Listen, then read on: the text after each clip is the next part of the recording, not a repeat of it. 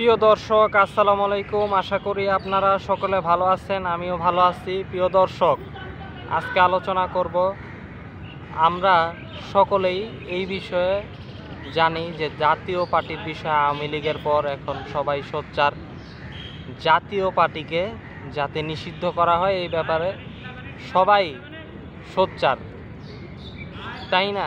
কিন্তু প্রিয় দর্শক, জাতীয় পার্টি কি একমাত্র আওয়ামী লীগের শক্তি? জাতীয় পার্টি কি একমাত্র নিষিদ্ধ হইলে সব সমস্যার সমাধান হইব, আর কিছু নাই? প্রিয় দর্শক, জাতীয় পার্টি নিষিদ্ধ হবে কি না হবে এই প্রশ্ন যদি আপনি আমাকে জিজ্ঞেস করেন, তাহলে কি আপনি একমত না জাতীয় পার্টি নিষিদ্ধ হোক? আমিও বলি যে হোক, যদিও এখানে রাজনীতি আছে। আসলে কি নিষিদ্ধের ব্যাপারটা কি একটু বলে রাখি, যে রাজনীতি আছে এখানে। রাজনীতিটা হচ্ছে কি, যে এইবার লড়াইটা হচ্ছে বিরোধী দল কে হবে সেই নিয়ে। মূলত জামাত এবং এনসিপি চায় না জাতীয় পার্টি বিরোধী দল হোক সংসদে। যদিও জাতীয় পার্টি হবে কি হবে না এই বিষয়ে তর্ক আছে, এবং না হওয়ার সম্ভাবনা বেশি আমার মতে মনে হয়। তো এই জন্যই জামাতে ইসলাম এবং এনসিপি চায় নিষিদ্ধ হোক। আর বিএনপির এটা নিয়ে কোনো টেনশন নাই। জাতীয় পার্টি নিষিদ্ধ হইলেও বিএনপির ক্ষতি নাই, না হইলেও ক্ষতি নাই। এই জন্য বিএনপি এটা নিয়ে মাথা ঘামাইতেছে না। তো আমি তবুও চাই, হ্যাঁ ঠিক আছে, জামাত এনসিপি তারা গণঅভ্যুত্থানের পক্ষের শক্তি, জাতীয় পার্টি সেখানে সংসদের একটা দালাল এবং ভারতের দালাল নিঃসন্দেহে। অনেকেই বলবেন জাতীয় পার্টি ভারতের দালাল, এটা কেমনে? হ্যাঁ দালাল। জিএম কাদের মনে নাই বলছিল যে ভারত সরকারের অনুমতি ছাড়া সে কিছু বলতে পারবে না। ভারতের একটা দালালি তো এটা করা উচিত, তাই না? যে ভারত সরকারের অনুমতি ছাড়া কথা বলে না। তাহলে তুই বেটা বাংলাদেশের রাজনীতিতে লেজিটিমেসি তর্কই থাকলো। ভারতে গিয়ে রাজনীতি কর, তাহলে ঠিক আছে, ভারতের একজন প্রতিনিধি হিসেবে ঠিক ছিল কথাটা। আসলেই তারা ভারতের প্রতিনিধি। এই জন্য জিএম কাদেরের জাতীয় পার্টি আসলেই নিষিদ্ধ হওয়া উচিত বলে আমি মনে করি। এই ধরনের একজন ব্যক্তি যে কিনা বলে যে ভারতের সরকারের অনুমতি ছাড়া কথা বলবো না, ওই আব্দুল মোমেনের সাথে এই জিএম কাদেরের কোনো পার্থক্য নাই। সুতরাং জাতীয় পার্টির, আর তাছাড়া জাতীয় পার্টির এখন ম্যান পাওয়ার হচ্ছে আওয়ামী লীগ। শুধু তাই না, হিন্দুত্ববাদী জাতীয় পার্টি জিএম কাদের 2 দিন আগে স্পষ্টভাবেই বলছে যে হিন্দুরা বুক ফুলিয়ে চলো, প্রতিরোধ করো, হ্যান ত্যান। অর্থাৎ হিন্দুত্ববাদীদেরকে জাতীয় পার্টি উস্কানি দিতেছে পরোক্ষভাবে। একটি বক্তব্যে স্পষ্টভাবেই প্রতিশোধের নামে উস্কানি দিছে, হিন্দুত্ববাদীরা যাতে আর একটু আশকারা পায়। তো সেখান থেকেই তো প্রিয় দর্শক, কিন্তু আমি আলোচনাটা কেন এই প্রশ্ন তুললাম যে জাতীয় পার্টির পাশাপাশি সমস্যা আরও আছে কিনা, এবং সমাধান তাহলে কি? জাতীয় পার্টি নিষিদ্ধ হলেই কি সমস্যা সমাধান, নাকি আরও কিছু আছে? শোনেন, রাজনীতিক ক্ষেত্রে দীর্ঘদিন ধরে একটি পাতানো বিরোধী দল ছিল জাতীয় পার্টি, এটা সত্য, এটা অস্বীকার করার কিছু নাই।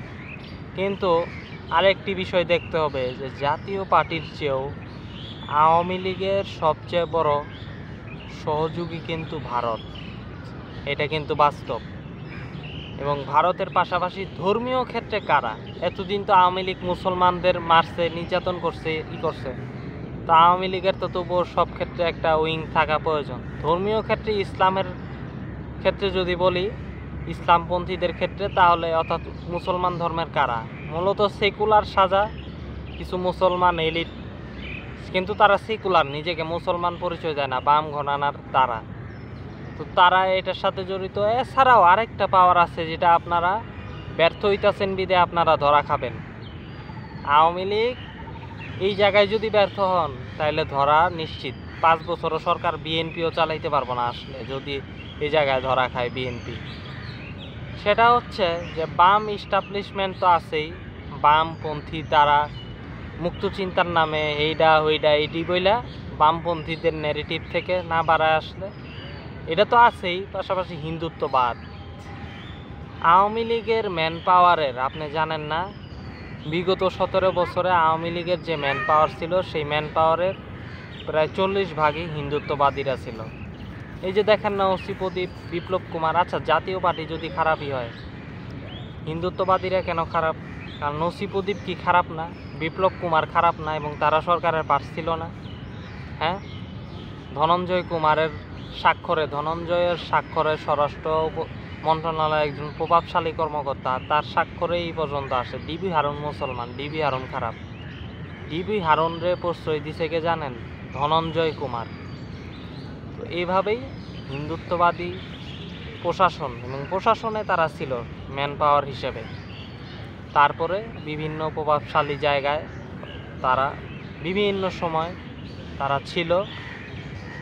তো সেই হিসাবে এই ম্যান পাওয়ারটাকে যদি কাজে নষ্ট না করা যায় তাহলে কিন্তু একটা বিশাল সমস্যা। যদি এই ম্যান পাওয়ারটাকে যদি আপনি তাদের যে চিন্তা চেতনা সেটা যদি আপনি নষ্ট না করতে পারেন, তো সেই হিসেবে আমি বলতে চাই হিন্দুত্ববাদীদের ব্যাপারে যে চ্যালেঞ্জ, এই চ্যালেঞ্জ কিন্তু থেকেই গেল, যেহেতু সেখানে বাস্তবিক অর্থে কোনো ফোকাস করা হয় নাই। এবং চট্টগ্রামে এটার অংশ হিসেবেই আজকে ছাত্ররা মার খাইছে আলিফ হত্যাকাণ্ডের পরও। বিশেষ করে হিন্দুত্ববাদীদের একটা সফট ম্যান পাওয়ার এবং একটা হার্ট, আর বিভিন্ন পার্টে পার্টে এরা কাজ করে। ইদানিং জামাত ইসলামীর সাথে একটা অংশ, হিন্দু মহাজোটের একটা অংশ যোগ দিছে জামাতরে বোকা বানানোর জন্য। বিএনপির সাথে আরেক গ্রুপ যোগ দিছে। এইভাবে বোকা বানায় আওয়ামী লীগকে ফিরানোর চেষ্টা। কিন্তু প্রিয় দর্শক, আপনারা দেখেন যে এই যে তাদের যে তৎপরতা, এগুলি যদি নষ্ট করা না যায় তাহলে কিন্তু বিপদ। বিশেষ করে হিন্দুত্ববাদী ম্যান পাওয়ারগুলি আওয়ামী লীগের যেগুলি ছিল এগুলির প্রতি ফোকাস, বিশেষ করে কীভাবে ফোকাস করবেন।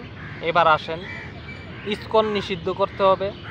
হিন্দু মহাজোট থেকে শুরু করে বিশ্ব হিন্দু পরিষদ সহ যত হিন্দুত্ববাদী যত সংগঠন আছে ভয়াবহ চিন্তার, এদেরকে নিষিদ্ধ করতে হবে এবং এদের কার্যক্রম বন্ধ করে দিতে হবে। হিন্দুত্ববাদীদের তৎপরতা বন্ধ করে দিতে হবে। রাজনীতির ক্ষেত্রে যাতে তারা কোনো প্রভাব না করতে পারে।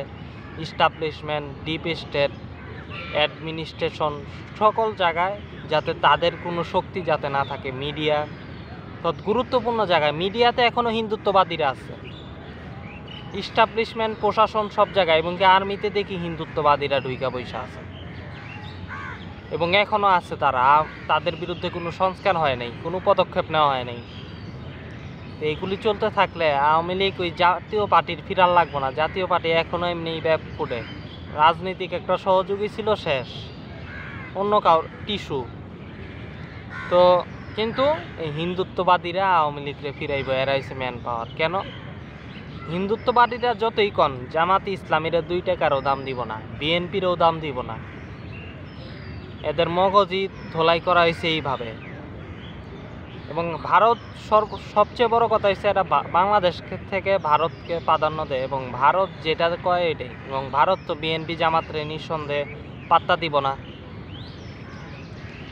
বাস্তবতা এটাই। এবং বিএনপি আওয়ামী লীগ যদি বেটার অপশন হয়, কেন বিএনপি আর জামাত তো প্রশ্নই আসে না। সে জায়গায় এই জন্যই শুধু জাতীয় পার্টি নিষিদ্ধ করলেই হবে। জাতীয় পার্টির পাশাপাশি হিন্দুত্ববাদের বিরুদ্ধে, ভারতের হিন্দুত্ববাদের বিরুদ্ধে লড়াইটা করতে হবে।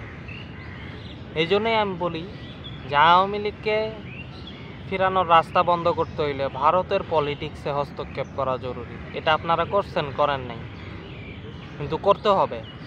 আপনাদেরকে চেষ্টা করতে হবে ভারতের অভ্যন্তরীণ পলিটিক্সে হস্তক্ষেপ করা।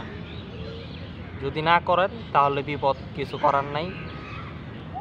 তো আমি সর্বশেষ এটাই বলি, ফারাক এখনও কাটে নাই, অনেক দূর লড়াই করতে হবে। রক্ষা করা অনেক কঠিন স্বাধীনতা, এটাই বাস্তবতা। কিন্তু সেটা কঠিন, যে সেই কঠিন কাজটা আপনারা পারতেছেন না, এটাই বাস্তব। কিন্তু পারতে হবে, এই আশাই রাখি। তো আজকে এইসব আপনাদের কাছে তুলে ধরলাম গুরুত্বপূর্ণ মনে করার কারণে। তো আজকে এই পর্যন্তই। আল্লাহ হাফেজ।